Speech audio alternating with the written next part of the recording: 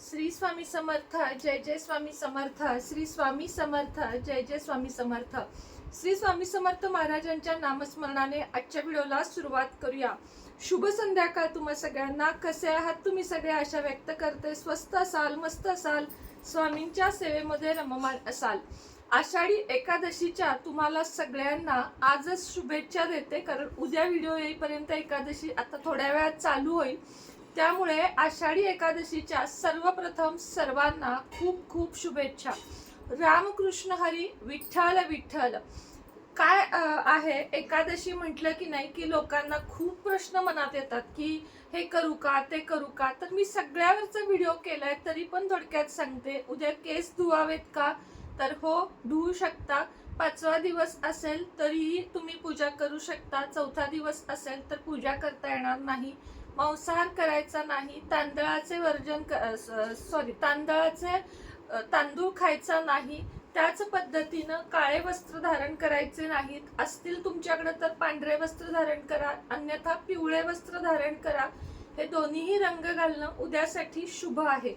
या 3 गोष्टी खायच्या नाहीत, जसं की तांदूळ असेल, मांसाहार असेल आणि कांदा लसूण असेल. या 3 गोष्टी सोडून तुम्ही उद्या उपवासाला काहीही बाकीचं खाऊ शकता, जसं की बटाटा, रताळे, हे सगळं.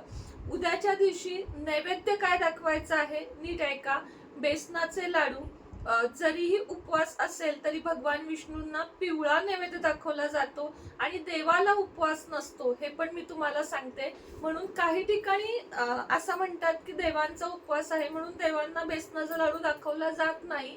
पण तो नैवेद्य आपण कालच्या दिवशी म्हणजे उद्याच्या दिवशी नैवेद्य दाखवण्याला खूप महत्व आहे आणि प्रसाद म्हणून तो तुम्ही दुसऱ्या दिवशी ग्रहण करू शकता. जर तुमच्या इथे अशी पद्धत नसेल तर पिवळ्या रंगाची कोणतीही दुधाची मिठाई किंवा केळ, म्हणजे पिवळा पदार्थ जो कुठला असेल तो तुम्ही नैवेद्य दाखवू शकता. किंवा मग बाकी तुम्हाला काही सुचत नसेल तर तांदूळ नाहीच वापरायचा, दुधामध्ये केशराची काडी घालून जे मसाले दूध आपण तयार करतो तो नैवेद्य दाखवा. अन्यथा साबुदाण्याच्या खिरीचा, सगळे तुम्हाला जे जमतील ते ड्रायफ्रुट्स, साबुदाण्याचा आणि मखाण्याचा दोन्हीही उपवासाला चालतात, तर या दोन्हीमध्ये केशराच्या 2 कळ्या घालून उद्या हा नैवेद्य जर दाखवाल तर खूप चांगलं राहील. भगवान विष्णूंना केशर, हळद हे सगळं खूप आवडतं. पिवळा रंगच भगवान विष्णूंना आवडतो आणि आपला पण गुरु यामुळे स्ट्रॉंग होतो. तर हे झाले तुमच्या मनातले काही प्रश्न. उपवास आज संध्याकाळी 6:15 चालू होईल. तो परवा दिवशी सकाळी 8 वाजल्यानंतर, म्हणजे रविवारी सकाळी 8 वाजल्यानंतर सोडण्यात येईल. अजून तुम्हाला कुठले प्रश्न असतील त्यातूनही तर मला तुम्ही कमेंटमध्ये विचारा. सत्यनारायण ज्यांना करायची इच्छा आहे ते करू शकता, काहीही हरकत नाहीये. त्याच पद्धतीनं गुरुचरित्राचं पारायण ज्यांनी केलं असेल त्यांनी सुद्धा उद्या साबुदाणा खायला हरकत नाही, कारण काही जण पारायणात सुद्धा आहेत. त्यामुळं दोन्ही वेळेस मात्र उपवास धरायचा आहे, जरी तुमचं पारायण चालू असेल तरी. हे तुमच्या मनातले काही प्रश्न जे खरोखर महत्वाचे आहेत पण उत्तरं सापडत नाहीत, असे प्रश्न असतात की जे सांगणं माझं कर्तव्य आहे. आता उद्या भगवान विष्णूंना काही गोष्टी जर आपण अर्पण केल्या तर आपल्याला काय फायदा होतो, तर सुख, संपत्ती, धनलाभ हे सगळं काही आपल्याला होतं. भगवान विष्णू आणि माता लक्ष्मीची एकत्रित मूर्ती अजूनही तुमच्याकडे नसेल, नारायण लक्ष्मीची, तर उद्यासारखा दिवस नाही. तुम्ही उद्या नक्की माझ्याकडे ती ऑर्डर करू शकता. नंबर माझा तुमच्याकडे असतोच. उद्या आपल्याला काय काय व्हायचं आहे बघा. उद्या काजू, म्हणजे 11 काजू, सगळे हे ड्रायफ्रुट्स असतात ना, ते 11 काजू भगवान विष्णू आणि नारायण लक्ष्मी एकत्र मूर्ती तुमच्याकडे सध्या नसेल तरी पण कृष्ण आणि लक्ष्मी यांना हे सगळ्या मूर्तीचे एका तामनात ठेवून अर्चन करायचे आहे. सर्वप्रथम अभिषेक करायचा, त्यानंतर चंदनाचा, केशराचा टिळा लावायचा, फूल अर्पण करायचे आणि मग 11 काजू 11, 21, 51 या पटीत तुम्ही वाहू शकता. 11 काजूचे अर्पण करावे, 11 बदाम अर्पण करावेत, 11 मनुके अर्पण करावेत आणि बाकी तुमच्या स्वइच्छेने 11 लवंगा, 11 हळदीच्या गाठी. बघा 11, बाकी तुमच्याकडे काजू बदाम नसतील ना तरीही चालेल, पण उद्या तुम्ही 11 हळदीच्या गाठी, आता तुम्हाला मी आधीचा उपाय सांगते. 11 मनुके, 11 काजू, 11 बदाम, 11 वेलची, 11 लवंगा, या सगळ्या गोष्टी व्हायच्या आहेत. ह्या काहीच नसतील आणि ह्याच्या सोबतच हळकुंड पण अर्पण करायचे, पण यातलं काहीच नसेल तुमच्याकडं, जे काही असेल ते, आणि 11 हळकुंड उद्या आपल्याला भगवान विष्णूंना अर्पण करायचे आहेत. हळकुंडामध्ये म्हणजे साक्षात लक्ष्मी असते आणि विष्णू असतात असं म्हटलं जातं.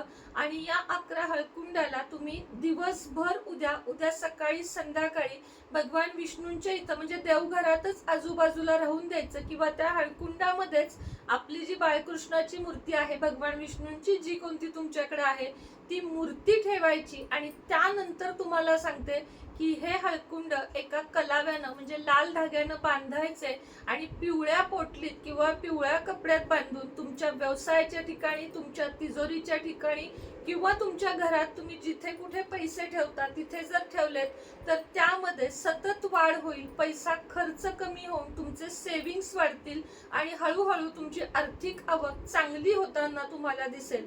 जसं की पत्नींचे जे प्रश्न असतात की पतीचा पगार वाढणे, पतीची वृद्धी होणे, व्यवसाय वृद्धी होणे, त्याच पद्धतीनं त्याला प्रमोशन मिळणे, त्याची बदली होणं, अशा कुठल्याही महत्वाच्या कामाला जाताना जर ही पुडी जी आपण बांधलेली आहे ती तुम्ही भगवान विष्णूंच्या चरणाला लावाल आणि त्यानंतर तुम्ही जर कुठल्याही त्या महत्वाच्या कामाला जाल, ओम नमो भगवते वासुदेवाय या एका मंत्राचा उद्या जप करून आणि त्या वेळेस म्हणजे ज्या वेळेस ती तुम्ही पुढी देणार आहे त्या वेळेस एक माळ जप करून फक्त भगवान विष्णूंना सांगायचं की माझं किंवा तिचं, आपण पण कमवतो म्हणजे आपल्यासाठी पण हा करू शकता, तर माझं किंवा माझ्या पतीचं काम पूर्ण होऊ दे म्हणून ती सोबत न्यायचं. आलं की पुन्हा ते भगवान विष्णूपाशी ठेवून जागेवर ठेवून द्यायचं. नेहमी तुम्ही ही 11 कुंडाची आहे देवघरात पण ठेवू शकता पुढच्या वर्षीपर्यंत, फक्त ओला हात लागणार नाही याची काळजी घ्या. तर 11 हळदीच्या गाठीचा उपाय आणि जे बाकीचं साहित्य सांगितलं ना मी, काजू बदाम, हे सगळं प्रसाद म्हणून खायचं आहे. लवंगा चहामध्ये घालू शकता, वेलची चहामध्ये घालू शकता. फक्त हळकुंड जी आहेत ती तुम्हाला वेगळी ठेवून त्याची अशा पद्धतीनं उपाय किंवा सेवा म्हणा ही करायची आहे. उद्या विष्णू सहस्त्रनाम म्हणा, व्यंकटेश स्तोत्र म्हणा, लक्ष्मी सुक्तम, श्री सुक्तम म्हणा, त्याचप्रमाणे विष्णू सहस्त्र नामावली म्हणा, गीतेचा अध्याय 15वा, गीतेची 18 नावे म्हणजे या तोंडपाठ झालेल्या आहेत सेवा. आणि ज्यांना सत्यनारायण करणे शक्य नाही त्यांनी सत्यनारायणाचे 5 अध्याय देवासमोर बसून वाचून तुम्हाला हे करायचं आहे. उद्या चुकूनही सत्यनारायणाला जर तुमच्याकडे अशी पद्धत असेल की देवांचा उपवास आहे तर फक्त शिऱ्याचा नैवेद्य दाखवू नका, अन्यथा दाखवू शकता आणि तो दुसऱ्या दिवशी खाऊ शकता फ्रीज मध्ये ठेवून. कारण हा संभ्रम खूप आहे लोकांच्या मनात, पण देवांचा उपवास नसतो. हे मी तुम्हाला सांगते की आपला उपवास असतो, देवांचा नसतो. फक्त तुळशीला पाणी मात्र घालू नये, कारण तुळस ही म्हणजे जिवंत मानली जाते. अर्थातच तुळस पाणी ग्रहण करते ते, म्हणून तुळशीला फक्त पाणी घालू नये, कारण तिची उद्या कडकडीत एकादशी असते असं म्हटलं जातं. उगाचच तुळशीच्या कुंडी वगैरे तुमच्या उद्या जागेवरून हलवू नका, तिथंच लांबून फक्त पूजा करा. तुळस चुकूनही तोडू नका. हे मी परत परत का सांगते, कारण काही व्हिडिओ तुमच्याकडून स्किप होतात. तर आजच्या व्हिडिओमध्ये इतकंच. बाकी तुम्हाला काय जी अजूनही प्रश्न मनात असतील त्याचे मी रात्री उत्तर देईन, तुम्ही कमेंट बॉक्समध्ये विचारू शकता. श्री स्वामी समर्थ.